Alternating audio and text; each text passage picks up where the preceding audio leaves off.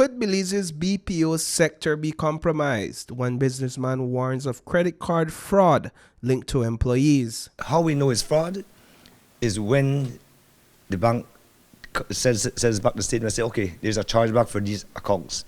And we're not talking about 5, 10, 15, or 20. We're talking about hundreds of chargebacks. Chargebacks exist to keep consumers safe. Banks can reverse charges on debit or credit card transactions, usually in cases of fraud. Chang says he's been hit with hundreds of these chargebacks, all pointing to transactions involving BPO employees. I have not made a big issue out of it in terms of publicly.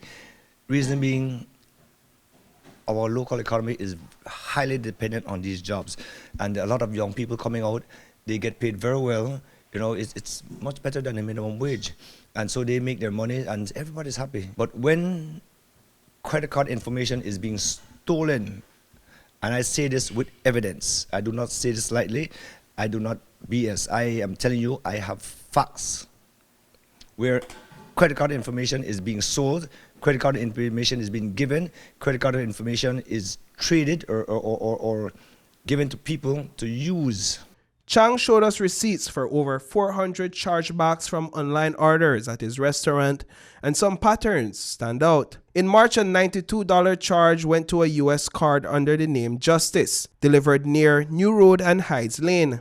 A month later, the same card was used, this time listed as Belizean, and delivered to a similar spot. Justice's card alone was used more than a dozen times by different people at different addresses, all in the same area.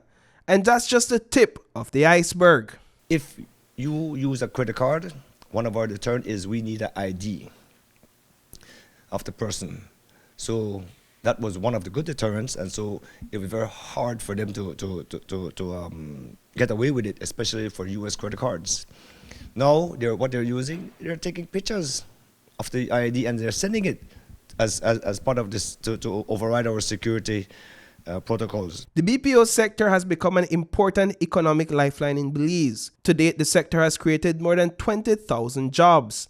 But Chang says he has found himself at a crossroad because Belize's legislation cannot protect him from these actions. I have made numerous statements, numerous reports to the police department over the years, and their hands are pretty much tied.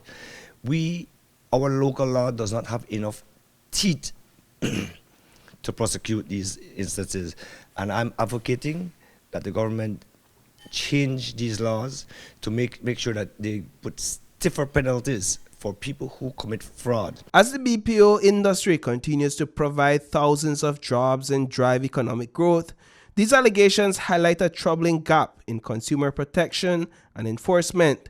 For now, business owners like Lee Mark Chang are calling for stronger laws and stiffer penalties to combat fraud. Reporting for News 5, I am Paul Lopez.